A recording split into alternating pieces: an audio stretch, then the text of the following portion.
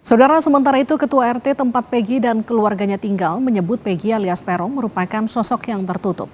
Ketua RT 2 RW 2 Desa Kepompongan, Kecamatan Talun, Aris Lemana menyatakan Peggy jarang bergaul dengan warga sekitar. Bahkan beberapa kali terakhir Peggy kerap gunakan masker, jaket, topi saat keluar rumah.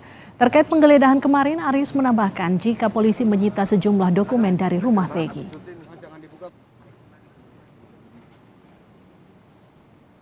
Kifayah ada orang meninggal juga nggak pernah keluar lah gitu sama golongan kita tuh. Terakhir sih. Saya kan ikut penyidik jadi dampingnya otomatis ngeliat. Apa aja yang Ya paling bukti yang menguatkan sosok pribadi Peggy aja mas. Raport ya. Model raport.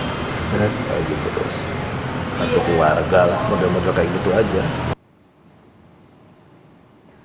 Kami gambarkan lini waktu kasus pembunuhan Vina dan Eki. Sebelumnya polisi menetapkan 11 orang sebagai tersangka atas kasus pembunuhan Vina dan Eki 8 tahun silam. 7 diantaranya divonis penjara seumur hidup, 1 orang divonis 8 tahun penjara karena di bawah umur. 3 orang tersangka kabur alias buron meski 8 tahun berselang, 1 diantaranya yaitu Peggy alias Peron ditangkap di Bandung Selasa kemarin.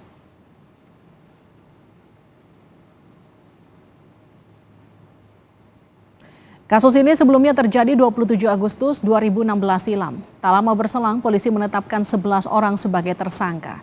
Namun 3 tersangka melarikan diri alias buron. Sejak Oktober 2016 hingga Mei 2017, tersangka diajukan ke pengadilan dan divonis penjara seumur hidup. 1 tersangka divonis 8 tahun penjara. Ke-8 terpidana sempat mengajukan gerasi pada 2019 namun ditolak.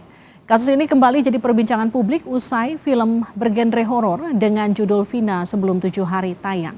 Tak lama berselang, media sosial diramaikan tuntutan penyelesaian kasus Vina hingga pengacara Hotman Paris mendatangi keluarga Vina. Hotman menyebut ada kejanggalan BAP hingga dugaan rekayasa kasus.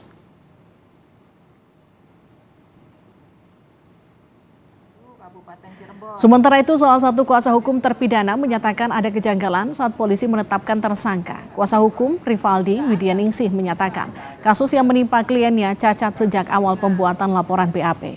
Menurut Widianingsih, Rivaldi diminta mengaku apa yang disangkakan meski tak melakukannya.